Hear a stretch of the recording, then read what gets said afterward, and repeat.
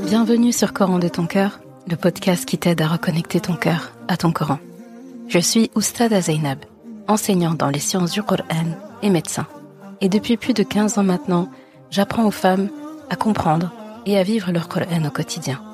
J'ai la ferme conviction que le Coran est la clé d'un cœur apaisé, d'une vie alignée et d'une relation saine et belle avec Allah subhanahu wa ta'ala.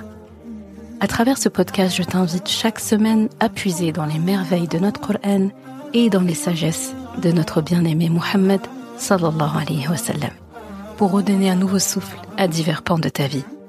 Prends donc ce temps pour toi et belle écoute. Assalamu alaikum. Alors, contente de te retrouver pour un épisode aujourd'hui qui est un peu différent des autres. J'avais déjà fait un épisode de ce type-là. C'est pas un sujet unique là comme d'habitude, mais ça va être une série de réponses à des questions qui me reviennent souvent ces derniers temps, on va dire, et de manière générale. Donc du coup, j'en ai sélectionné 7. En réalité, ça pourrait être plus, mais on ne peut faire qu'un épisode, on est d'accord. Donc 7 questions parmi les dernières questions qui m'ont été posées, et il se trouve que c'est des questions fréquentes en plus. Donc ces questions, elles viennent de vous, elles viennent voilà, soit c'est dans mes mails ou dans mes messages privés Instagram ou directement parfois pendant mes interventions en présentiel ou en ligne. Et donc du coup, comme j'ai dit, j'en ai choisi 7 qui reviennent encore et encore, et je me suis dit que ça pouvait être utile d'y répondre dans un format plus long, posé, et où je peux vraiment développer, et aussi parce que peut-être que la réponse intéresserait plus de personnes que celle qui m'a posé la question, même si je répondais publiquement en story ou quelque chose comme ça. Et donc, l'épisode du jour va être guidé par une ayah que j'aime beaucoup, un verset que j'aime beaucoup, et je te laisse écouter la ayah qui a motivé l'épisode du jour. Bismillahirrahmanirrahim. ولا تقف ما ليس لك به علم إن السمع والبصر والفؤاد كل أولئك كان عنه مسؤولا. Et ne poursuis pas ce dont tu n'as aucune connaissance. L'ouïe, la vue et le cœur, tout cela, on sera interrogé sur tout cela un jour. Surat al-Isra, ayah 36. Alors cette ayah, je trouve qu'elle nous rappelle que on doit chercher toujours la clarté, poser les bonnes questions et surtout être responsable de ce qu'on croit et de ce qu'on suit aussi. Et c'est exactement le sens de cet épisode. Alors je mets les questions pas forcément dans un ordre précis, je les ai prises ainsi. Et donc la première question, c'est quel est ton minhaj ? Alors cette question, on me la pose de temps en temps, pas si souvent que ça en réalité, de temps en temps. Quand on me connaissait pas du tout, on me la posait souvent, ce que je peux comprendre, et on continue de me la poser encore là, régulièrement, on va dire. Donc quel est ton minhaj ? En gros, qui est-ce que tu suis ? Quel est ton mode de pensée ? Quelle est ta voix ? Quelle est ta méthodologie, etc. Donc j'ai envie de dire, déjà, il suffit de m'écouter quelques minutes, ou de lire juste quelques pages de mon site 1, la page à propos, que certains ne veulent pas lire et viennent me poser la question qui sont tes enseignants, qu'est-ce que tu as fait comme cursus, alors qu'il y a les réponses. Donc il suffit de ça pour avoir la réponse. Mais je comprends la démarche. C'est tout à fait normal. Quand on décide d'apprendre avec quelqu'un ou d'écouter quelqu'un, eh bien on veut savoir quelle est sa voix, où cette personne a étudié, quelles sont ses références, et ça c'est une preuve de prudence en vrai. Et c'est une très bonne chose. Donc, je vais répondre sérieusement. Mon minhaj, c'est le Coran et la Sunna, compris à la lumière donc du consensus des savants et de la voix des pieux prédécesseurs. Et c'est très important de préciser aussi, loin de tout sectarisme, loin des étiquettes de groupe ou des divisions que le prophète sallallahu alayhi wa sallam a interdit. Il nous a clairement interdit le tribalisme, les groupes, le fait de se revendiquer d'un groupe en particulier et donc du coup de rejeter tous les autres.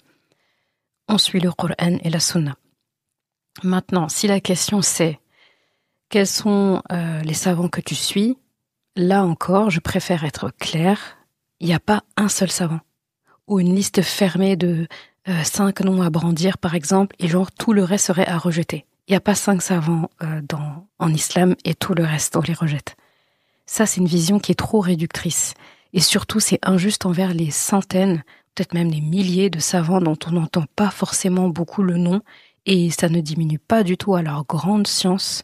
C'est juste qu'ils sont discrets, et certains, ils sont pas sur les réseaux sociaux, ils sont pas connus, ils ont pas 1 million de followers, mais ça veut pas dire que, voilà, moi j'ai peur du jour, je pense qu'à la fin des temps, ça va être ça. Quelqu'un, un éminent savant, de par son travail, son apprentissage, son ijtihad, va être consulté, on va lui demander quelque chose, ou lui-même va vouloir apporter quelque chose, et en fait, les gens vont le regarder et dire, mais t'es qui toi? T'as combien de followers? Ah, donc t'es inconnu au bataillon? Ok, assieds-toi, tais-toi. Ce temps, qu'Allah nous préserve, mais il pourra arriver en fait. Et ça fait partie des signes de la fin des temps, quand les savants, en fait, les gens qui savent, vont être traités de menteurs ou bien on va pas les prendre au sérieux, et les personnes qui ont des discours vides, coquilles vides, qui n'ont rien en fait de spécial, on va dire, vont être adulées et on va suivre leur avis à eux. Donc attention de pas arriver trop tôt à cette période-là. Et donc, comme je disais, la science ne se limite pas à quelques poignées de savants qu'un groupe de personnes a décidé d'élire comme les savants et que tout le reste n'est pas savant. Donc attention, par rapport à ça, comme je disais, il faudrait pas être injuste envers ces savants-là qui connaissent et qui portent la vérité, même si en fait on ne les connaît pas de nom. En fait, moi, mon approche, c'est d'écouter, lire, apprendre auprès de personnes qui ont fait leurs preuves et qui connaissent. Et ces références, on les connaît. D'accord ? Et toujours croiser Coran, Sunna. Il n'y a pas une autre référence en fait que Coran, Sunna. Et ceux qui ont suivi les plus prédécesseurs, c'est sur la base du Coran et de la Sunna. Après, soyons honnêtes, avec tout ce que je partage, que ce soit à l'écrit, à l'oral, mes podcasts, mes cours, en fait, si on vient quand même à douter de mon minhaj, à se demander si je suis bien le Coran et la Sunna, on m'a déjà posé la question, est-ce que tu suis le Coran ? Là, je vais commencer à me vexer. Je préfère finir sur cette note. Ah, et sinon, il y a quelque chose qui me vient à l'esprit, quelque chose qui est parvenu jusqu'à mes oreilles, pour le coup, et c'est que, apparemment, je serais soufie. Alors là, c'est sans commentaire, no comment. C'est vraiment quelque chose qui sort de nulle part. Et j'ai qu'une réponse à ça. Je me contenterai de répondre ça. C'est, laissons ça pour Yawm al-Qiyamah, le jour du jugement. Ça suffira largement. Khair, Inch'Allah. Ensuite, la question suivante, c'est est-ce que tu donnes des cours ? Je veux que tu me suives personnellement. Là, je cite exactement le dernier message où on m'a demandé ça, c'était ça. Ça finissait comme ça. Et j'ai dit le dernier message parce que cette question, je la reçois très souvent. Et en réalité, à juste titre. Ce serait quand même étonnant d'être enseignant de Coran et qu'on ne nous pose pas la question de comment suivre tes cours. C'est logique. Là, toutes les questions que je pose ici, attention, je les pose pour y répondre. Là, c'est pas pour dire « Ah, j'en ai marre de répondre à cette question » ou bien « On me la pose trop » ou bien « Arrêtez de me poser cette question ». En fait, je peux finir cet épisode, quelqu'un va écouter l'épisode ou quelqu'un va pas écouter l'épisode et ça l'empêchera pas de me poser ces questions s'il veut ou s'il veut pas. Donc en fait, c'est pas la question. Là, je réponds parce que je pense que la réponse peut être utile pour plusieurs personnes.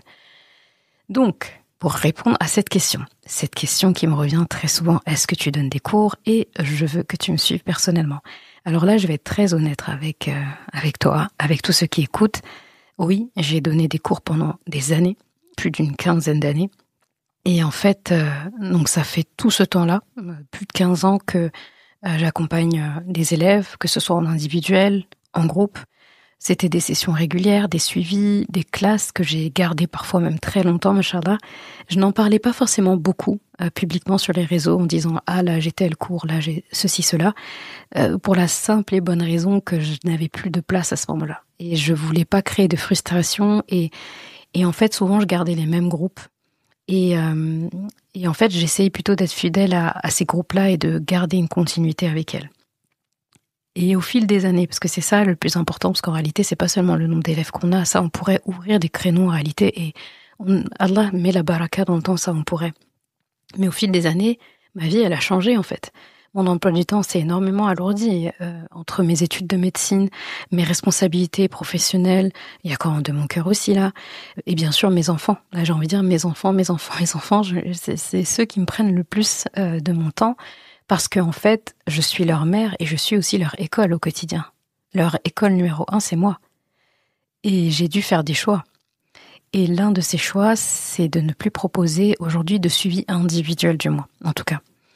Mais attention, ça ne veut pas dire que j'ai arrêté d'enseigner, là, qu'on soit bien clair. C'est impossible. Enseigner, c'est dans l'ADN d'un enseignant, c'est dans mon ADN. Et c'est pour ça que je propose aujourd'hui des formations que vous pouvez suivre, comme Coran de ma vie, par exemple. Et surtout, je travaille sur un projet qui me tient à cœur, et c'est déjà en cours. C'est quelque chose que j'expérimente déjà, c'est de former des enseignantes.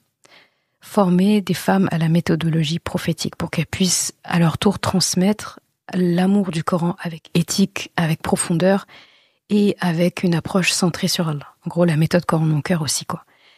Et donc, ça, c'est vrai que ça demande du temps. Donc, en fait, si tu m'écoutes et que tu te demandes un jour si tu pourrais avoir un suivi avec moi, là, pour ton tajwid, pour tes sourates, pour ton apprentissage, et c'est honorable, là, directement, la réponse, c'est non, pas pour le moment. D'accord ? Mais peut-être que demain, tu seras suivi par une enseignante que j'aurai moi-même formée. Ou peut-être que toi-même, tu deviendras une de mes élèves en tant que future enseignante de Coran. Et ça, crois-moi, c'est tout aussi beau parce que c'est la continuité du même esprit, c'est la même méthode, c'est la même vision. Parce qu'encore une fois, Oustaz Zeynep, c'est une personne. Même si on aime ma façon d'enseigner, ma façon de transmettre, je m'améliore à chaque fois, j'essaye, je suis pas parfaite, mais j'essaye, eh bien, je pourrais ouvrir des créneaux, etc., que je ne pourrais pas enseigner à toutes les sœurs d'un pays, par exemple. Toutes les sœurs de France ou toutes les sœurs c'est impossible.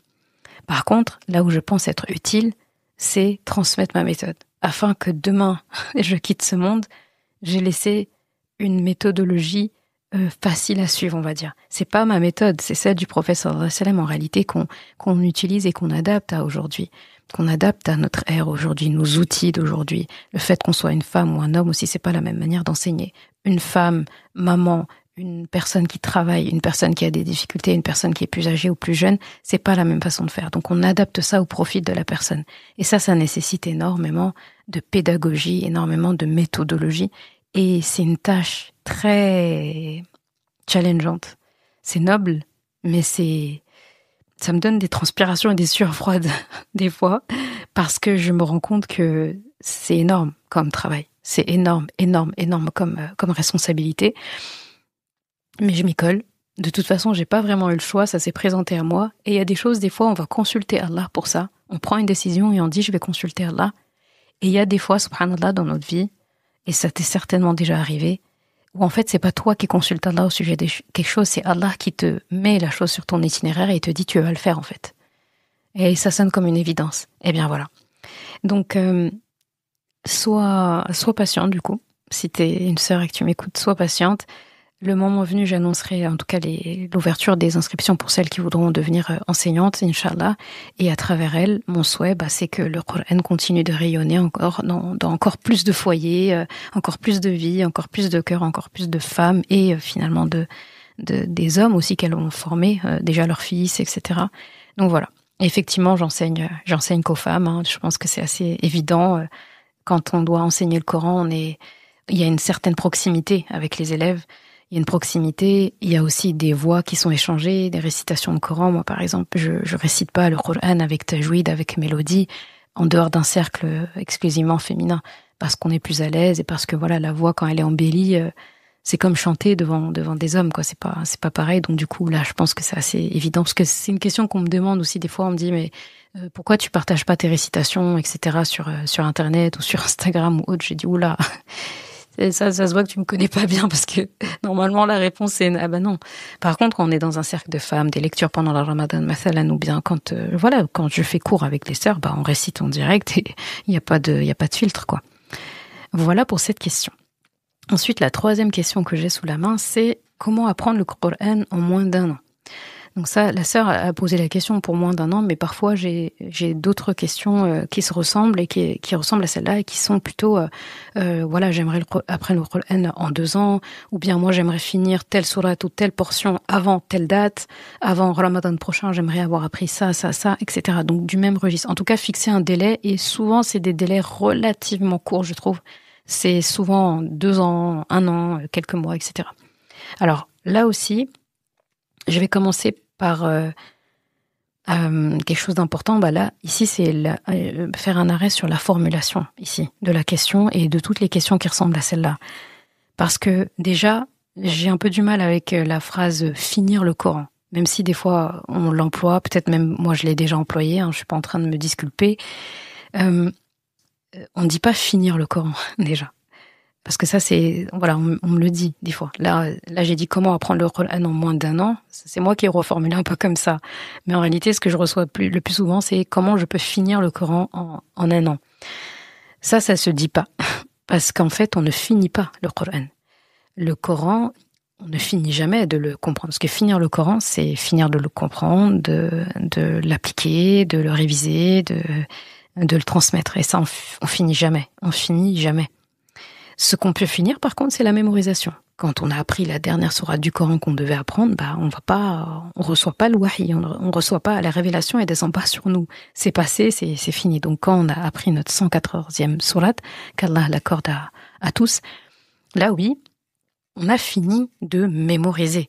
Mais le Coran, lui, continue de nous accompagner finalement jusqu'à notre dernier souffle. Alors si la question c'est est-ce qu'on peut finir de mémoriser le Coran en moins d'1 an, techniquement oui. Il y a des élèves qui y parviennent, surtout dans des contextes d'instituts spécialisés où on consacre la journée entière au hifz, donc à la mémorisation. Mais ensuite, est-ce que c'est recommandé pour tout le monde ? Là, ma réponse c'est non. Parce que mémoriser, c'est pas une course. Et surtout, si cette course se fait au détriment de ta famille, de tes enfants, de ton équilibre intérieur, à quoi bon ? Parce qu'il faut se dire que pour pouvoir mémoriser en moins d'1 an, donc en 1 année, on a 365 jours. Si on enlève les jours de pause, repos, tout le reste, etc., on arrondit 300 jours où tu mémoriseras. Ça veut dire, vu qu'on a 604 pages dans le Coran, on parle de 2 pages par jour, presque non-stop. 2 pages par jour. C'est beaucoup de tenir ce rythme-là pendant 1 an. Et ça, ce serait possible si on ne faisait que ça.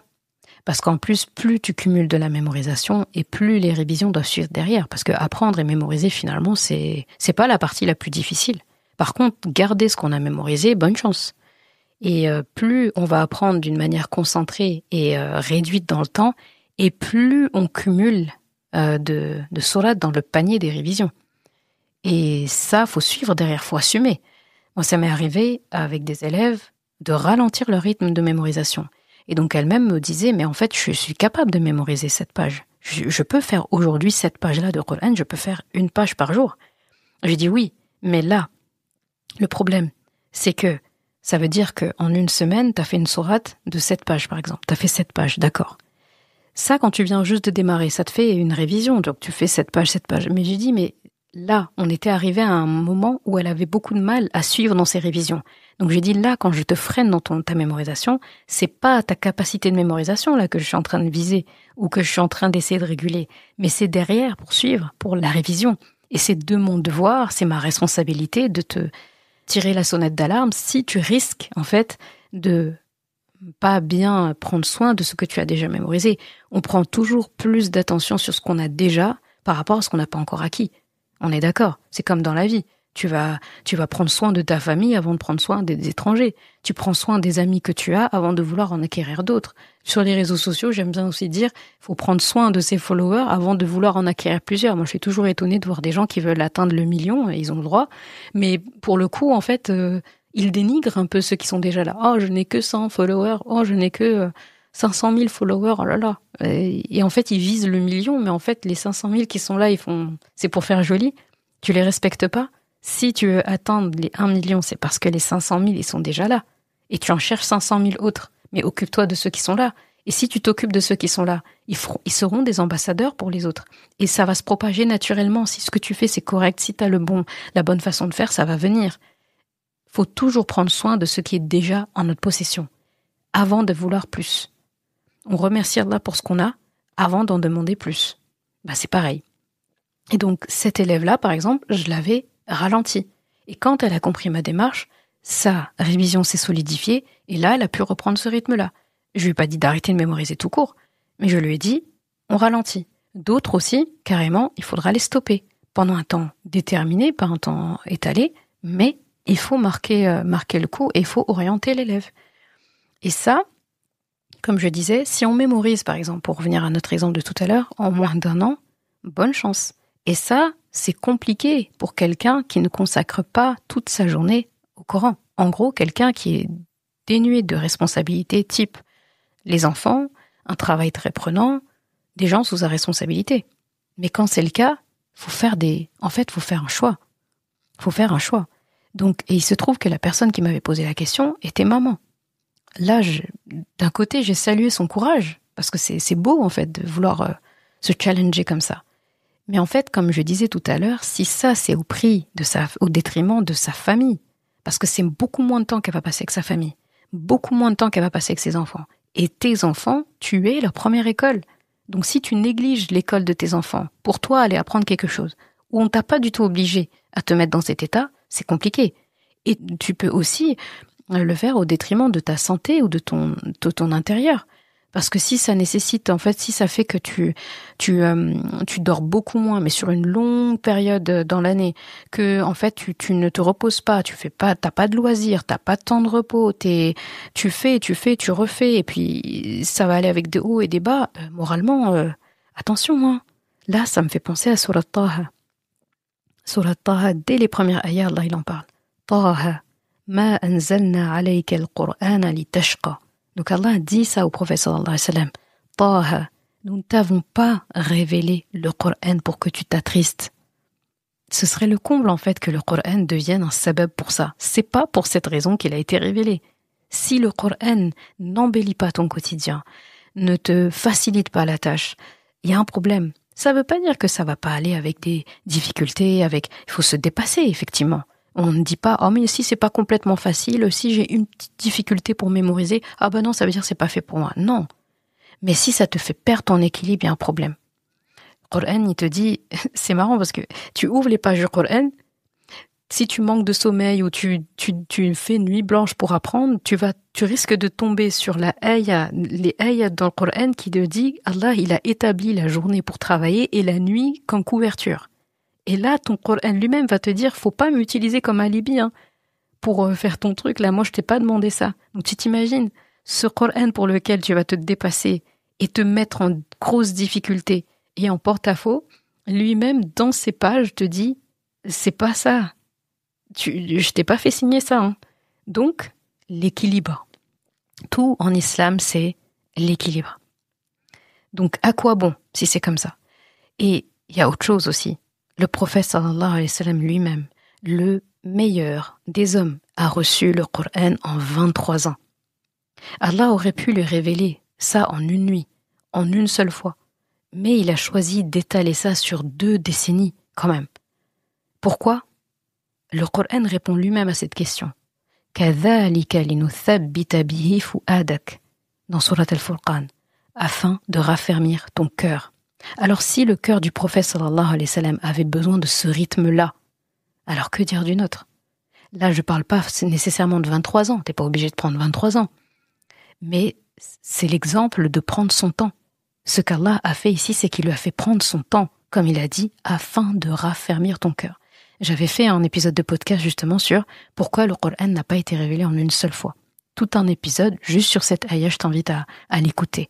Et en fait, c'est criant de sens pourquoi Allah a mis ce temps-là pour révéler le Coran au prophète sallallahu alayhi wa sallam. Et dis-toi que si le prophète sallallahu alayhi wa sallam a mémorisé en 23 ans, tous ses compagnons qui vivaient à la même période que lui, contemporains, eh ben eux aussi, il n'y en a aucun qui a pu le devancer, donc aucun compagnon qui a vécu à son époque, qui en tout cas est arrivé en même temps que la révélation, au début de la révélation surtout, il n'y en a aucun qui a mémorisé en moins de 23 ans.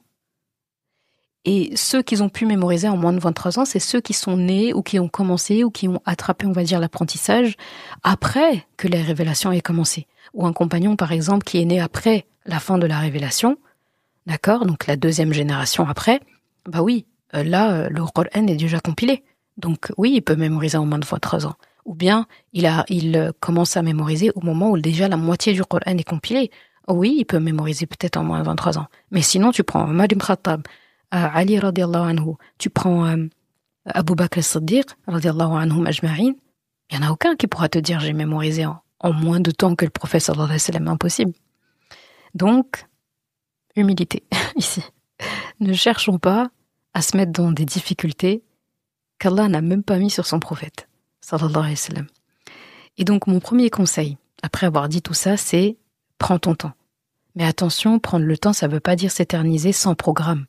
Ça veut dire avancer avec une méthodologie. Le but, c'est pas de dire je commence et je verrai où ça me mène, Inch'Allah khair. Non. On démarre avec discipline, avec un suivi, avec une méthodologie. Et ça m'amène à mon deuxième conseil par rapport à ça, c'est de ne pas rester seul. Parce que même si tu sais lire, même si tu maîtrises le tajwid, mémoriser le Coran seul, c'est comme naviguer en pleine mer, sans boussole, sans direction. Parce qu'on peut avancer, mais c'est risqué, parce qu'on peut dévier quand on est tout seul. Et avoir une enseignante, c'est avoir un regard extérieur, c'est avoir une sorte de protection, un cadre, une discipline. Et c'est aussi la baraka de la transmission. Cette chaîne ininterrompue qui relie chaque élève à son professeur et chaque professeur finalement petit à petit au prophète sallallahu alayhi wa sallam, et c'est ce qu'on appelle as-sanad. Donc c'est vraiment ce lien, cet héritage, une généalogie vers le prophète sallallahu alayhi wa sallam. Et c'est ce qu'on obtient à travers la ijaza. Si tu as déjà entendu ce terme. Donc c'est une personne qui a mémorisé le Coran en entier qui va aller la réciter et la restituer conformément à ce qui a été révélé. Donc le tajwid doit être presque parfait, la mémorisation sans faute, et il la récite à une personne qui elle-même a cette certification, qui l'a récité à quelqu'un qui l'a, et ainsi de suite, jusqu'au compagnon, jusqu'au prophète sallallahu alayhi wa sallam, Jibril alayhi salam, Allah subhanahu wa ta'ala. C'est ça une ijaza. Et donc, quand tu vas aller voir un enseignant dans le but de cette ijaza, tu rentres dans le sanad. Donc quelque part, tu rentres dans une lignée qui est partagée avec Rasulullah sallallahu alayhi wa sallam par le Coran. Donc ça, c'est hyper intéressant. Et mon troisième conseil, c'est commence toujours par Allah. Ça, j'aurais même dû le dire au début. Commence par Allah, en fait, avant de demander à n'importe quel enseignant, à n'importe qui, ou me poser même cette question, eh bien, demande à l'auteur, avec un grand A, du livre, de ce livre illustre. Ya Allah, facilite-moi ton livre. Facilite-moi l'accès à ton Coran. Ouvre-moi ces portes. Pas seulement de la mémorisation. Tu dis, ouvre-moi les portes du Coran. Et là, Allah, quand il donne beaucoup. Quand il donne mieux que ce que tu as demandé. Il va pas que te donner la mémorisation, il va te donner l'application, il va te donner la compréhension, il va te donner de pouvoir le transmettre, peut-être après à ton tour. C'est tout ça qu'il faut demander. Donc, ya Allah, donne-moi l'amour du Coran. Facilite-moi la mémorisation du Coran, la compréhension, la mise en pratique. Ya Allah, préserve-moi de ce dont ton livre nous met en garde. Et accorde-moi tout le bien qui est mentionné dans ton livre. Et si cette demande est régulière, elle est sincère, Allah va t'ouvrir des portes que tu n'imaginais même pas. Ça, c'est sûr et certain. Ensuite, mon quatrième conseil, la liste n'est pas exhaustive, hein, c'est la patience. As-sabr, la patience constante. Le Coran, c'est pas un sprint. Là, vraiment, c'est une marche. Je dis même pas c'est une course, même pas un marathon, c'est une marche. Tu marches. Mais c'est une marche qui raffermit le cœur, attention. C'est une marche profonde. Et la patience, ce n'est pas attendre que ça vienne. C'est persévérer chaque jour, mais avec peu, même avec peu, donc toujours en action. Donc c'est une patience qui est active. D'accord? Sinon, ça s'appelle subir. Et le Coran, comme Allah a dit, Ma anzalna alayka al-Qur'ana litashqa. Le Coran ne t'a pas été révélé. On ne t'a pas révélé le Coran pour que tu sois triste. Et enfin, mon dernier conseil pour cette catégorie-là, ça va avec le fait de demander à Allah, c'est de former son intention. Pourquoi est-ce que tu veux apprendre le Coran en moins d'un an, par exemple? Ou un autre délai. pour dire que tu es hafid, donc que tu as mémorisé le Coran, pour impressionner. Je fais exprès de citer les cas qu'il ne faut pas en vrai. Ou est-ce que c'est pour faire du Coran ton compagnon dans la vie, ton compagnon dans la tombe, parce qu'on sait que le Coran nous tiendra compagnie dans la tombe si on lui tenait compagnie ici. Est-ce que tu veux mémoriser le Coran pour qu'il soit un avocat pour toi, pour il gère ton plaidoyer en gros, Yawm al-Qiyamah, parce que Yawm al-Qiyamah, Allah le dit aussi, enfin Rasulullah sallallahu alayhi wa sallam, l'explique, et il le dit que le Yawm al-Qiyamah, le Coran va se présenter sous la forme d'une personne, et nous on va pas le reconnaître, et il va venir prendre notre défense, et on va se dire qui es-tu? Et le Coran va dire j'étais ton compagnon ici-bas, j'ai pris de ton temps, j'ai pris de ta salive, de tes nuits, de tes efforts, et aujourd'hui je suis ton allié quoi. Je pense qu'on aimerait tous avoir cet allié-là, Yawm al-Qiyamah. Donc, on commence aujourd'hui, parce que, oui, je ne l'ai pas dit, mais c'est évident, pour prétendre à ce privilège, il faudrait avoir eu le Coran comme compagnon ici-bas. Et ça passe pas seulement en mémorisant en entier. Ça peut être tout ce que j'apprends du Coran, je le mets en application. Et c'est pas une tâche facile.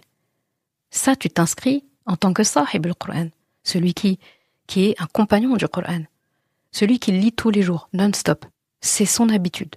Elle a peut-être pas mémorisé en entier cette personne, mais tous les jours, elle lit. Elle ne passe pas un jour sans lire le Coran. Ça, c'est magnifique. Aujourd'hui, quelqu'un qui fait ça, pour moi, c'est du high level. Et pourtant, on pourrait dire, et quand on dit tous les jours, on ne vous dit pas de lire 50 pages.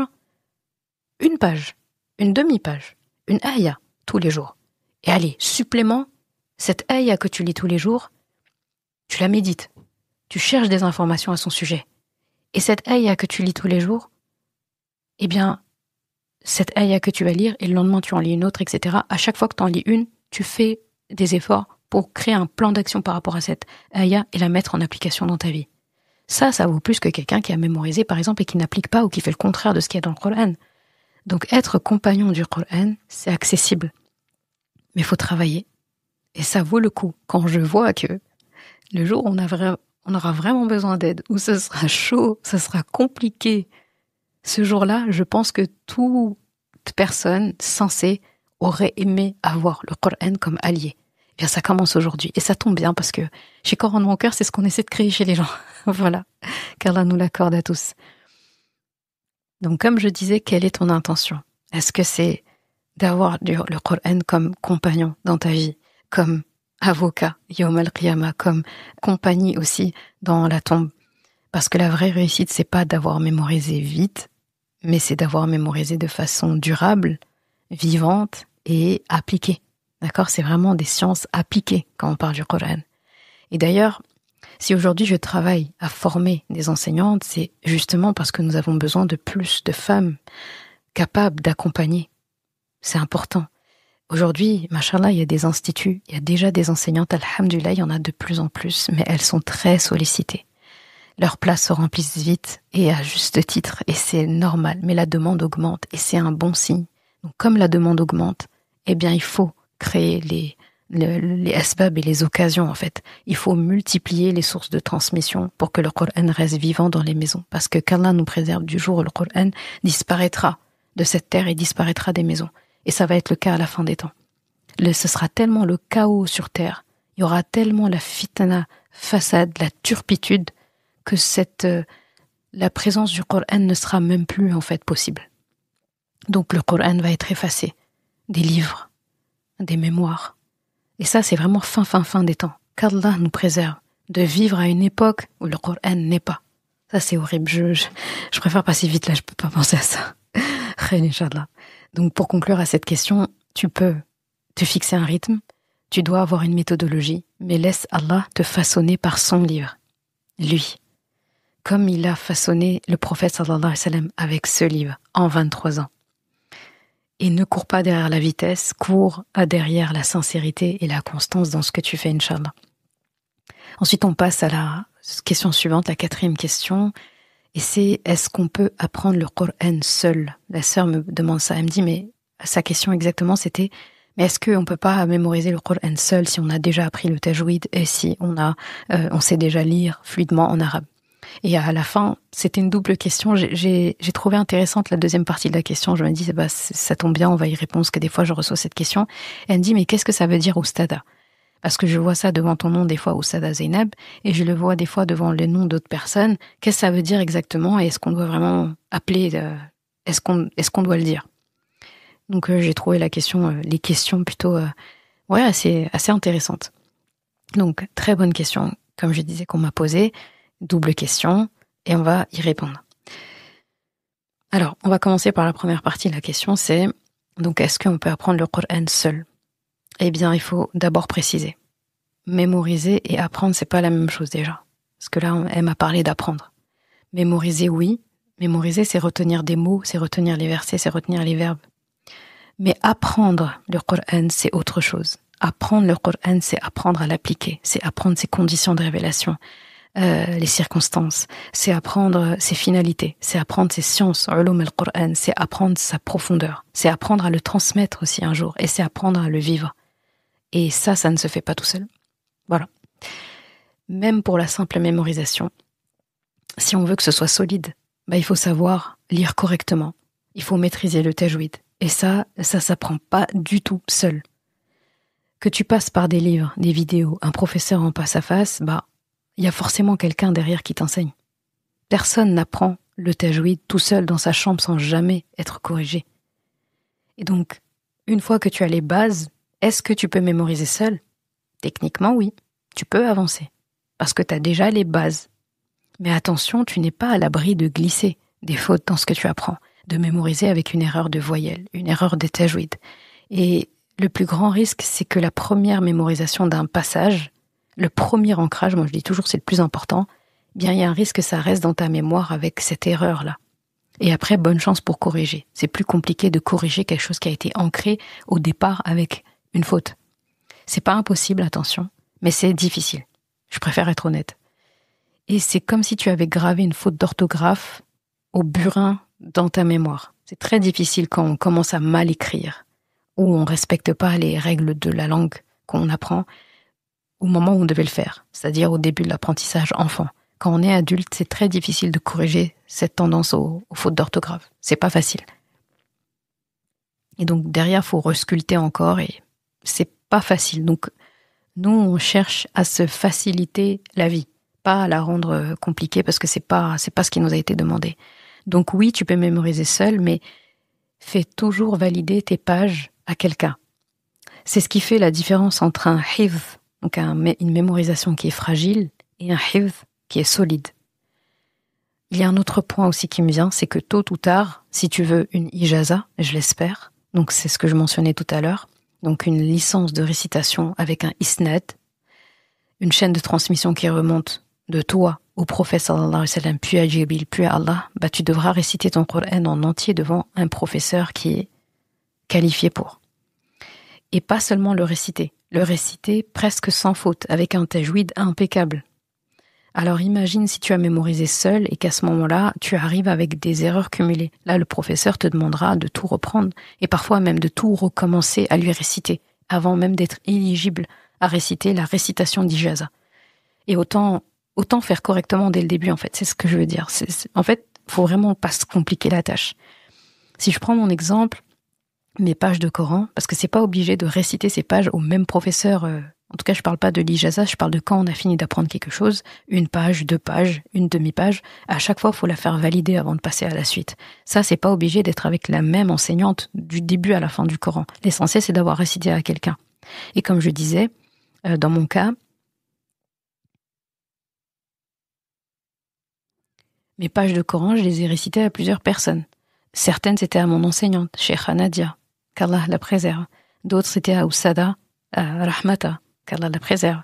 D'autres, c'était à Oustada Rahma Belhouari, la directrice de l'Institut Boyotine. Et Oustada Rahmata était la directrice de l'Institut Dar al-Qur'an, donc des enseignants de Coran aussi qui ont des instituts en ligne que je t'invite aussi à visiter parce que on est tous dans le même domaine.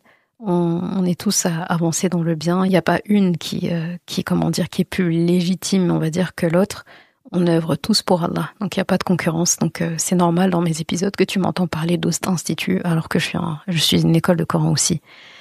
Il y a des pages que j'ai récitées à Cheikha Zahra, qui est notre enseignante à quasi tous, machallah, doctorante, et qui est aussi qui a une ijaza dans les 10 grandes lectures du Coran, 10 lectures du Coran. Et pareil, j'ai récité aussi à mes camarades de route, en fait, celles avec qui j'ai mémorisé le Coran. Je pense ici à mes sœurs, mes deux Nyouma, je pense à Fatima, à Fatimata, je pense à mes copines turques, Shirley Abla, Hafsa, Hajar Abla, donc, et tous les autres, machallah. Puis avant ça, les tout premiers auditeurs, c'était mes parents. Donc ma maman, mon papa, qu'Allah les préserve, même mes petits frères et sœurs, ils se sont collés à la tâche. Je finissais d'apprendre et même quand c'était des pages de sourates qu'ils ne connaissaient pas encore, ils tenaient le Coran et ils me disaient quand je faisais des fautes. J'ai tellement des bons souvenirs par rapport à ça qu'il y a certaines sourates quand je récite, je pense à mon frère par exemple. Sourate Al-Furqan, je pense à mon frère parce que je me rappelle très bien de comment j'étais assise, quel temps il faisait, dans quelle pièce on était au moment où je lui ai dit s'il te plaît tu peux me tenir mes pages et je vais te réciter. Donc il faut voir ce que ça fait. Ça montre une chose, c'est que le Coran, on ne l'apprend jamais seul. Même si tu avances de ton côté, récite à ton professeur, récite à un camarade, récite à un proche dans ta famille qui va suivre même sur le Mus'haf, sur le Coran. Et aujourd'hui, il existe même des applications en fait qui peuvent t'aider par rapport à ça. Au cas où on n'a pas quelqu'un tout de suite, je pense à l'application Tartil par exemple, qui est très très bien. Faudrait que je fasse prendre le temps de faire une revue dessus. C'est vraiment une très très bonne application pour la c'est pas pour la mémorisation, c'est pas une application qui sert à apprendre à mémoriser les sourates, mais plutôt une fois que c'est appris, ça sert en fait à se corriger. Et on peut corriger aussi la lecture dessus. Donc vraiment très très intéressante. Mes enfants l'utilisent aussi. Donc c'est important. Le message, c'est qu'il faut rendre des comptes à quelqu'un. Rendre des comptes à quelqu'un parce que c'est comme ça qu'on progresse. Et puis, il y a le côté humain aussi. Une enseignante de Coran, c'est un professeur, mais c'est aussi une sœur, c'est un mentor. Souvent dans des cas, ça devient même une amie. C'est quelqu'un qui est très proche de toi, qui a accès à des choses de toi, il y a quelque chose, il y a une grosse proximité en fait entre l'enseignant et l'élève quand c'est bien fait quoi. C'est quelqu'un qui te connaît, qui t'accompagne, qui te pousse dans les moments de down, quand ça va pas trop. Moi, mon enseignante, quand je ralentissais un peu, par exemple, elle me disait quand je vais trop vite, ou c'est rare que j'allais trop vite, c'était plutôt quand je ralentissais un peu, alors que j'étais en dessous de mes capacités, elle n'hésitait pas à me le dire. Ça va la vie? Ça va Zeynab? D'être à 50% de tes capacités, ça ne te dérange pas. Donc ça, c'est pas quelque chose que je vais me dire moi-même. En fait, on peut pas être son propre psychologue. Quand, par exemple, on est dans une période de down, ça va pas trop dans la vie, on peut pas être son propre médicament. On a besoin d'une aide extérieure par rapport à ça. Donc là, ça répond à, est-ce que je peux apprendre le Coran seul? En prenant en compte tous ces besoins-là, c'est compliqué. C'est compliqué. Et voilà. Donc, pour reprendre tout à l'heure, comme je le disais, moi, j'étais toute contente de faire mes 2 pages ce jour-là, mais elle, mon enseignante, savait que j'avais la capacité d'aller plus loin ce jour-là, ou à cette période-là. Et c'est ça qu'une enseignante t'apporte. Elle va cerner ta personnalité, elle sait quand t'encourager, quand te freiner, quand t'aider à retrouver ton rythme. Donc oui, encore une fois, tu peux mémoriser seul, mais apprendre le Coran et tout ce que ça implique, on apprend toujours avec quelqu'un et tôt ou tard, tu auras besoin de cette relation. Donc en fait, j'ai envie de dire, faut s'offrir ça, faut s'offrir cette possibilité, ce serait trop dommage de s'en priver. Et pour la deuxième partie, donc la deuxième question, qu'est-ce que ça veut dire oustad ou oustada? Donc là, c'est très simple. En arabe, oustad, ça veut dire professeur. Pour un homme, oustada, professeur pour une femme. Et c'est tout simplement ça, dans le sens, qu'est-ce que ça veut dire?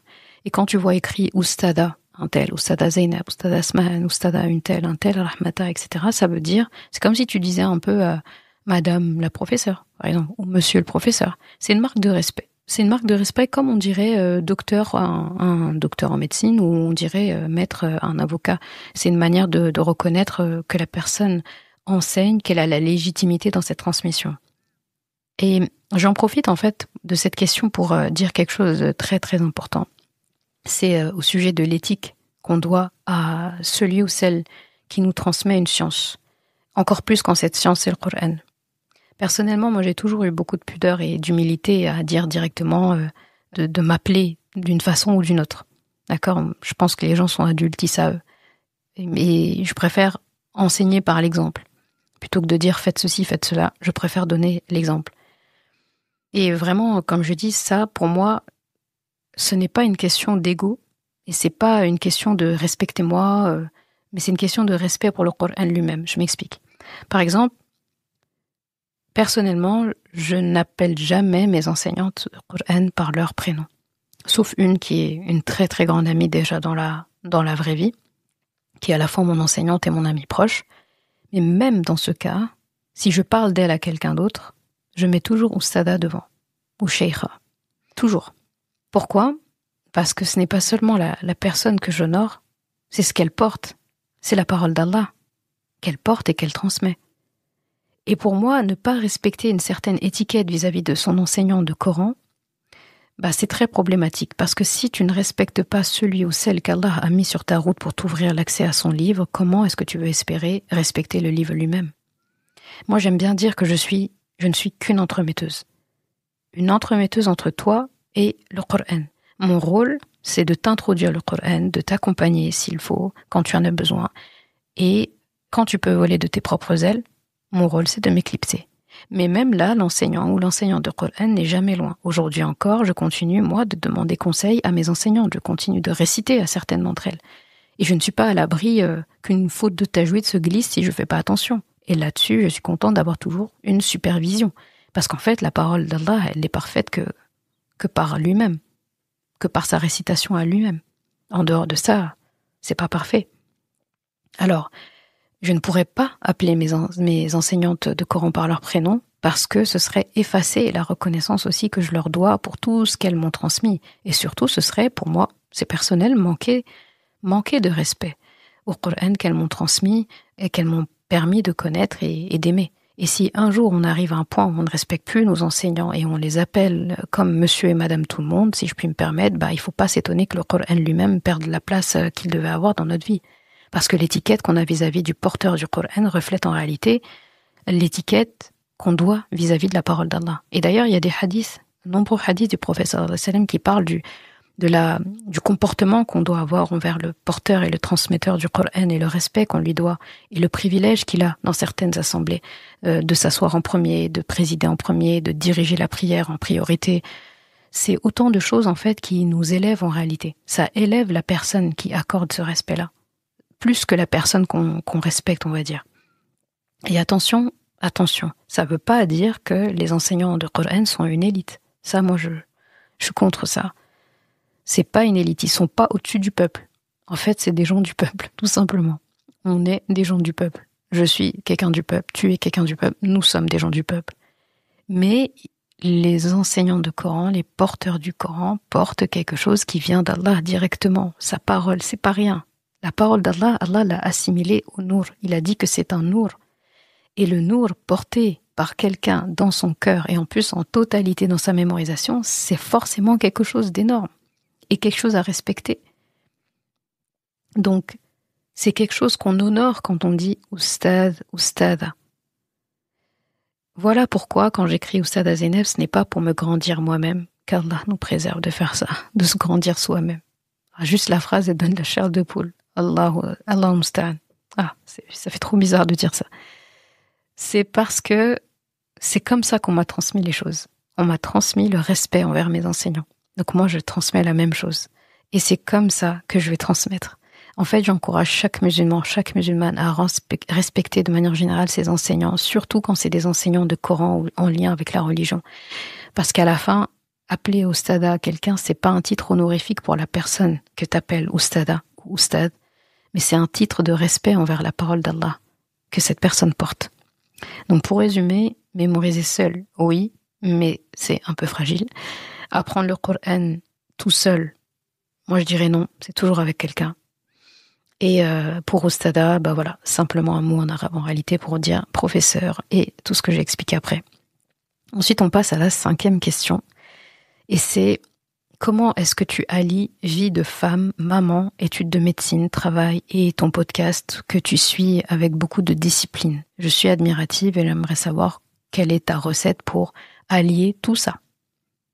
Ça aussi, c'est une question qui me revient assez régulièrement. Et chaque fois, je me sens obligée de commencer par un disclaimer. C'est tout revient à Allah. C'est pas un cliché là, c'est pas une phrase bateau. Si aujourd'hui je peux porter plusieurs casquettes à la fois, ce n'est pas un mérite personnel. C'est Allah qui a mis ces choses sur mon chemin. C'est-à-dire que moi-même, je n'ai même pas provoqué ces choses. Et c'est lui qui m'a donné la force de les assumer, ces choses que lui a mis sur mon chemin. Moi, je dirais même que je n'ai pas vraiment choisi. J'ai demandé son aide et il a répondu. Ensuite, il faut comprendre une chose, c'est je n'ai pas cumulé les casquettes en une seule fois. J'aime bien parler du cumul des mandats, surtout quand on est femme, et maman, et autre chose. Le cumul des mandats. Ça, c'est une joke qu'on a avec des amis. Je dis, ah, ça va le cumul des mandats. T'en es à quel mandat? C'est un vrai cumul des mandats quand on est une femme. Je n'ai pas cumulé tous ces mandats en une seule fois. Je me suis pas réveillée un matin en étant maman, ou en étant étudiante en médecine, ou en étant enseignante de Coran, ou podcasteuse, ou chef de projet, ou... Non, rien de tout ça. En fait, les choses, elles se sont ajoutées les unes après les autres. À chaque fois qu'une nouvelle mission entrait dans ma vie, j'ai dû recréer une dynamique, retrouver une harmonie, une nouvelle mayonnaise qui s'installe. Et une fois que ça devenait fluide, là, une autre mission s'ajoutait, et ainsi de suite. Moi, j'aime bien donner l'image, pour rester sur les métaphores, ça fait un moment que j'en ai pas fait, c'est celle d'une famille nombreuse. Une maman qui a 8 enfants, par exemple, elle ne les a pas eus en même temps. Ou c'est rare. Enfin, je pense que ça doit exister, des grossesses multiples. Bon, 8, machallah. Qu'Allah donne le courage à cette femme. Mais en général, on les a pas eus en même temps. Quand le 8e enfant naît, l'aîné a déjà grandi. Il participe même parfois à l'éducation du petit dernier. Ce n'est pas la même énergie d'élever un enfant d'1 an et un jeune adulte de 20 ans. Eh bien, mes casquettes, c'est la même chose. Elles se sont installées l'une après l'autre et à chaque fois, il fallait créer un équilibre avant de passer à la suite. Par exemple, j'ai commencé à mémoriser, à enseigner le Coran avant même d'être maman, avant même de faire mes études. J'avais aussi commencé mes études avant d'avoir mes enfants. Et ensuite, les enfants sont arrivés, un après l'autre. 1, 2, 3, 4, si je compte bébé que je retrouverai au paradis, Inch'Allah, un jour. Et chacun, en fait, demande une réorganisation. Puis... le projet Coran de mon cœur, lui, il est venu ensuite et le podcast s'est inscrit dedans et tout le reste. Et tout s'est greffé progressivement. Et à chaque étape, j'ai consulté Allah et j'ai demandé sa guidance. J'ai demandé qu'il mette la baraka. Et j'ai accepté que si une chose n'était pas bonne pour moi, j'ai accepté qu'il la retire. Il y a autre chose qui est important aussi, on n'avance jamais seul. J'ai appris énormément en observant les autres. J'ai vu aussi mes camarades de classe qui étaient mamans quand moi je ne l'étais pas. Je les ai vus mémoriser en même temps. Encore une fois, moi, j'ai pas l'expérience de mémoriser des sourates du Coran en étant maman. Donc, je dois avoir l'humilité de me dire que si j'accompagne des personnes qui vivent ça, ou bien la personne qui me pose la question est maman et elle veut mémoriser, faut que j'ai l'humilité de me dire que je vais lui parler de quelque chose que je n'ai pas vécu. Mais là, je remercie Allah parce que très tôt dans ma transmission, mon enseignement du Coran, eh bien, il a mis autour de moi ces exemples-là. Et ça a été très bénéfique pour moi. Et j'ai vu ma propre mère mémoriser le Coran alors qu'elle avait déjà 5 enfants et c'était à l'aube de ses 50 ans. Donc là, c'est le meilleur exemple parce qu'en plus, j'ai vécu dans la même maison que cette personne. Donc, c'est pas mon expérience directe, moi, en tant que mémorisatrice, mais c'est l'expérience de quelqu'un qui a assisté à ça. Et en fait, leur exemple m'a donné de l'humilité, encore plus, et des clés. Et encore une fois, c'est Allah qui m'a mise sur leur chemin et eux sur mon chemin. Après, il faut parler de discipline. Parce que tout ce que j'ai fait, je n'aurais pas pu le faire, ça n'aurait pas été possible sans organisation, sans routine solide, sans priorisation. Le sommeil, si on suit le sommeil du prophète sallallahu alayhi wa sallam, ça aide. Les prières à l'heure, les invocations, le dhikr, les prières surrogatoires, tout ça, ça donne une structure. En fait, je me dis, avant d'espérer de faire quelque chose comme mémoriser le Coran, transmettre, qui demande beaucoup d'efforts, si déjà je suis pas capable de rajouter quelques prières surrogatoires que je vais tenir tous les jours, je vais tenir comment un Coran au quotidien en fait? Ça n'a pas de sens. Je vais aller voir quelque chose de grandiose alors que d'autres choses qui sont plus à ma portée, je ne veux pas les faire. J'ai pas fait mes preuves là. Pourquoi est-ce qu'Allah ferait de moi un porteur du Coran alors? Donc, mon hygiène de vie a toujours été essentielle. Manger correctement, dormir correctement, bouger pour tenir toute la durée en fait. Et on ne peut pas tout porter si notre corps il est épuisé ou si le cœur est vide. Le cœur vide, fatigué, triste. Et puis il y a un autre secret aussi. C'est ça le léger. C'est pas un secret en vrai, mais c'est ça le léger. Faut pas hésiter à déléguer, à se faire aider, à impliquer sa famille. Moi, les années où j'ai eu mes enfants quand ils étaient tout petits, qu'il fallait combiner à ça l'enseignement du Coran, les études de médecine et tout ce qui va avec la maison, etc. J'étais bien contente d'avoir ma mère pas très loin, d'avoir mes sœurs pas très loin. Elles ont beaucoup participé aussi à l'éducation des enfants, machallah. Je sais que tout le monde n'a pas ce luxe-là, soit parce que les parents sont pas à côté, ou bien il y a des gens qui ont des relations avec leur famille qui fait que, ou pas les mêmes convictions religieuses. Donc, vraiment, tout le monde est éprouvé d'une manière ou d'une autre, qu'Allah en vienne en aide à ceux qui n'ont pas.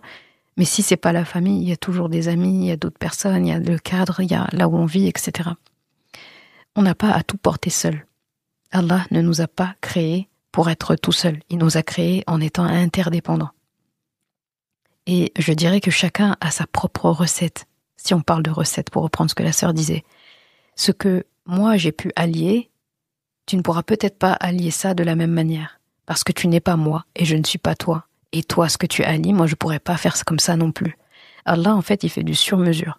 Ce qui compte, ce n'est pas de copier la formule de quelqu'un d'autre, mais de chercher avec ce qu'Allah m'a donné. Moi, j'ai ça, ça, ça et ça. Comment est-ce que je peux trouver l'équilibre? Comment est-ce que je peux aligner mes casquettes avec Allah au centre? Alors oui, aujourd'hui, on me pose la question parce qu'on voit le résultat actuel. Là, on voit Oussada Zeynab aujourd'hui. Mais c'était pas comme ça il y a 10 ans. J'avais pas ces casquettes-là, j'avais pas ce rythme-là. Donc, il faut se rappeler que ce résultat-là, c'est le fruit d'un chemin. Et la personne qui pose la question, elle emprunte un chemin. Donc, parler du résultat, ça va pas l'aider. Ça peut l'encourager, mais ça va pas l'aider. Et donc, c'est une progression qui est croissante, ou une croissance qui est progressive. Comme quand on arrête de grandir de taille. On arrête peut-être de grandir de taille, mais on continue de grandir en expérience, en iman, en foi et en maturité. Et ça, c'est un travail qui continue. Donc voilà pour cette question. Ensuite, notre avant-dernière question, c'est comment élever ses enfants dans l'amour du Coran. Ça fait partie de mes questions préférées, mes sujets préférés. Je parle souvent des enfants, en vrai. Même si je m'adresse le plus souvent aux mamans, aux femmes, c'est impossible de pas parler des enfants quand on parle du Coran, parce que, moi je dis, à choisir, il faudrait que le Coran, l'amour du Coran soit aux enfants en priorité, pour faire des adultes solides le lendemain et pas faire finalement l'inverse, comme ce qu'on a beaucoup. Nous, on aurait donné en fait pour avoir ce qu'on a aujourd'hui, nous adultes, on aurait aimé qu'on nous le présente enfant en fait. Donc là, j'ai envie de commencer par dire qu'il n'y a pas de secret. Tout commence par les invocations. Surtout quand c'est des enfants qui sont impliqués et qu'on est le parent. C'est Allah qui met l'amour du Coran dans un cœur. Alors le premier réflexe, ce n'est pas de chercher une méthode ou une école idéale, etc. C'est d'abord de demander à Allah. Ensuite, il faut se rappeler que nous, les parents, on est la première école de nos enfants. Et on reste leur école presque à vie. Nos enfants n'apprendront jamais à aimer le Coran si nous-mêmes, on ne fréquente pas le Coran. On ne peut pas espérer d'eux une chose que nous, on ne fait pas, on ne leur présente pas et on ne leur a pas montré. Même si on n'a pas mémorisé tout le Coran, parce que la mémorisation, ça dépend des capacités qu'Allah a données à chacun. Des fois, on peut être là, on a des enfants qui ont appris plus que nous. Mais l'amour du Coran, lui, ça reste à la portée de tout le monde. Alors, en fait, il faut se poser plutôt la question, est-ce que nos enfants nous voient ouvrir le Coran? Est-ce qu'ils nous voient l'écouter? Est-ce qu'ils nous voient en parler? Est-ce qu'ils nous voient réfléchir au verset? Ou est-ce qu'ils découvrent le Coran seulement à travers leur cours du week-end, du mercredi, qui est confié par d'autres enseignants? Confié à d'autres enseignants. Ces cours sont précieux, hein, bien sûr, les cours avec des enseignants extérieurs. Mais il y a certaines choses qui sont trop stratégiques pour être déléguées. Moi, je pense par exemple à la sourate al-Fatiha. Pour moi, c'est le parent qui devrait absolument être le premier à enseigner al-Fatiha à son enfant. Pourquoi ? Parce que c'est un lien à vie déjà. Et al-Fatiha, c'est comme la sourate que ton enfant va réciter minimum 17 fois par jour, par rapport à ses prières déjà. Et plus même, s'il les fait matin, soir, pendant les adhkar, plus même s'il fait des prières surrogatoires, plus même s'il la récite comme ça, parce qu'il a envie de la réciter. Et chaque jour de sa vie, ça va être comme ça. Alors imagine les hasanat, là je vois le pactole qui tombe là. Imagine tout ça qui se cumule pour toi, à chaque récitation qu'il va faire. Imagine le lien très fort qui va se créer. En gros, les premiers versets que j'ai appris, c'est maman qui me les a appris. C'est papa qui me les a appris. Même si l'enfant ne s'en souvient pas parce qu'il était trop petit, par exemple, quand il était petit, quand on lui a appris ça, eh bien, on peut lui rappeler plus tard. Et tu sais, la première sourate que tu as récitée, c'était avec moi. Ce genre de souvenir, ça marque une relation à vie avec le Coran. Faire aimer le Coran aux enfants, c'est aussi leur faire aimer Allah. C'est même leur faire aimer Allah. On leur raconte qui est Allah, celui qui nous a créés, celui qui nous nourrit, celui qui nous donne un toit, une famille, des joies, mais aussi des boucliers quand il y a des épreuves. Et quand l'enfant aime Allah, il va naturellement vouloir connaître ses paroles. On aime quelqu'un, on a envie d'écouter ce qu'il dit. Et là, tu peux lui dire, tu sais, Allah, il a un livre, hein, et c'est sa parole, transmis au prophète sallallahu alayhi wa sallam, qu'on aime beaucoup. Et ce livre, il est gardé dans les cieux. La première copie de ce livre, c'était dans les cieux, gardé bien précieusement. Et il est descendu pour nous guider. Même s'il est petit, trop petit peut-être pour comprendre tous les versets, il va sentir que ce livre, il est précieux. Et ça, c'est toi, parent, qui lui donne ça. Et il va sentir qu'il mérite ce Coran d'être touché, d'être écouté, d'être aimé, d'être suivi, appliqué, transmis. Mais attention, si le seul rapport de ton enfant au Coran, c'est la peur ou la punition, ça devient traumatique. Parce que si chaque fois qu'on parle du Coran, on ne parle que de l'enfer, par exemple, ou si on punit avec le Coran, c'est horrible, ou il a mal appris ses versets, il est puni, ou on lui apprend sous la contrainte, ou pire, on le tape, ou quelque chose comme ça, il va associer le Coran à la peur et à la douleur. Moi, je vois des adultes, quand on leur parle du Coran, c'est traumatique. C'est pas le Coran en lui-même qui est traumatique, c'est la manière dont ça a été transmis. Et pour réparer ça, il faut du boulot, quoi. Le Coran, c'est un livre de rahma, donc il faut veiller à ce que la manière dont on le présente soit fait avec rahma. Le premier lien avec le Coran que l'enfant doit avoir, c'est avec la rahma. Et d'ailleurs, une façon très simple de présenter le Coran aux enfants, c'est par l'écoute. Comme le prophète sallallahu alayhi wa sallam qui a d'abord entendu écouter les ayats, les versets, avant de mémoriser quoi que ce soit. Le premier lien qu'il a eu avec le Coran, c'est de l'entendre. Alors est-ce qu'on ne devrait pas faire pareil avec nos enfants? Leur faire écouter, leur faire réciter, leur faire aimer en fait. Mais pour ça, il faut de la constance. Parce que le Coran, c'est pour que ce soit, on va dire, une affaire familiale, qu'on en parle, qu'on le partage, qu'on le célèbre, il faut être constant. Il faut que l'enfant ait des paliers aussi à franchir. Il faut qu'il soit encouragé, il faut qu'il soit félicité quand il franchit une étape. Et surtout, il faut être patient avec l'enfant. Il faut être patient, parce qu'il y a des moments où il n'aura pas envie de lire, pas envie d'apprendre. Il faut être patient quand il fait des erreurs, patient quand il bloque quelque part, quand il bloque un passage. Et on est un peu comme des coachs sportifs, moi je dis, avec le Coran. C'est quand on est avec nos enfants. C'est un peu des coachs sportifs qu'on est.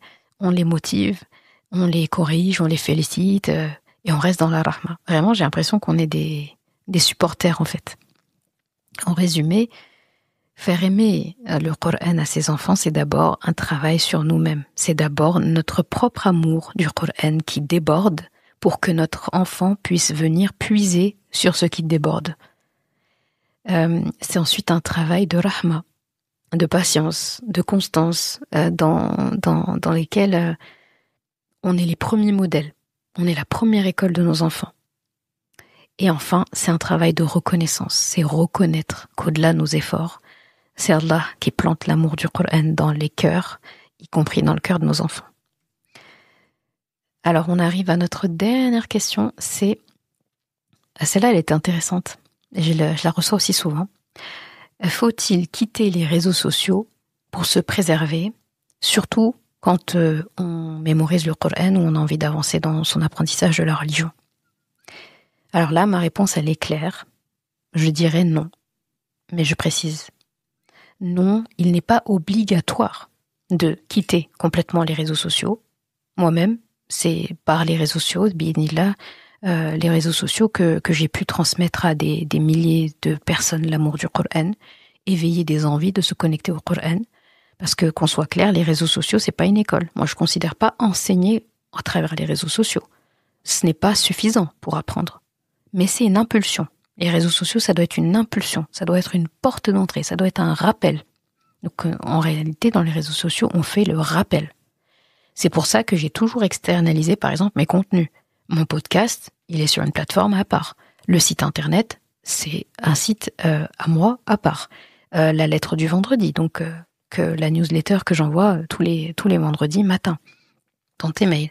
Les différents cours, formations, etc. Parce qu'en fait, que ce soit Instagram, TikTok, Snap, tout ça, etc., c'est des plateformes qui restent utiles pour déclencher une étincelle, mais c'est pas une école. C'est impossible d'apprendre dans une école, en fait, où on s'assoit 1 minute 30 avec toi. 30 secondes. Parce qu'aujourd'hui, les vidéos, attention, faut capter l'attention dès c'est combien? 3 premières secondes, on dit? On peut pas apprendre dans des salles de classe où, en fait, un enseignant te dit, je vais te transmettre tout ce que je sais à te transmettre en 30 secondes. C'est pas possible. Donc ici, c'est une impulsion, c'est une étincelle pour que, hors réseaux sociaux, ça te fait prendre des bonnes décisions. Maintenant, soyons honnêtes, sur les réseaux sociaux, il y a de tout. Le bien comme le mal. Il y a des rappels qui sont mashallah. Et il y a aussi toute la fitna et tout le fasad, toute la turpitude que l'on peut trouver dans ce monde, on le trouve sur les réseaux sociaux. Et ça, faut l'accepter. Faut accepter que ça existe. Alors, qu'est-ce qu'on fait? On développe un fiqh des réseaux sociaux. Oui, et d'ailleurs, il existe même un livre qui s'appelle le fiqh des réseaux sociaux. Donc c'est trop bien. La jurisprudence des réseaux sociaux en tant que musulman. C'est vraiment top. C'est un livre qui a été écrit par un frère anglophone et il me semble qu'on peut le trouver traduit en français. Et en islam, on a des règles dans tout. On a des règles pour la prière, pour le commerce, pour le mariage. Pourquoi il n'y en aurait pas pour le digital? Et en fait, ça n'invente rien, hein, le fiqh des réseaux sociaux. Ça n'invente rien, parce que les règles, elles sont simples. Veiller à ce qu'on suit. Donc, un musulman n'a rien à faire à suivre un compte qui expose, par exemple, la aura de quelqu'un. Un compte qui pousse tout le temps à la fitna, à la tentation ou au péché. Tu t'exposes et tu vas voir des images illicites dans ce cas. Et le jour du jugement, ces images vont défiler dans ton bilan. Et ça fait peur. Déjà qu'avec le scrolling, on ne contrôle pas toujours tout ce qui apparaît, alors si en plus tu choisis sciemment de t'abonner à des contenus qui sont douteux, là c'est un problème. Ensuite, parmi les règles, faut observer les effets des réseaux sociaux. En fait, si un compte que je suis me pousse à moins pratiquer mon islam, ou m'incite à des comportements pas top que je n'avais pas avant, je dois avoir l'honnêteté de dire stop. En fait, il faut se discipliner. Les réseaux sociaux ne doivent pas être la première chose qu'on ouvre au réveil, ni la dernière chose qu'on consulte aussi avant de dormir. Ce n'est pas normal de scroller avant même d'avoir fait ses invocations du matin, sa prière du Fajr, ou de s'endormir à 2h du matin sans même se rappeler de ce qu'on cherchait au départ quand on a commencé le scrolling. Et il faut aussi se protéger du trop. Parce que il faut savoir faire des pauses. Une vraie détox. Parce qu'en fait, la solution, ce n'est pas de diaboliser les réseaux sociaux. De toute façon, ils sont là. Les réseaux sociaux existent, ils font partie de notre époque. Comme plein d'autres choses. On ne reviendra pas en arrière. Le test est là, en fait, je pense. La question, c'est comment tu réagis à ce test qu'Allah te met. Et pour ça, il faut de la discipline. Il faut se fixer des règles. Pas le matin au réveil, pas le soir au coucher. Pendant que tu travailles, que tu mémorises, tu mets ton téléphone, les réseaux sociaux en tout cas, en mode concentration, en mode avion.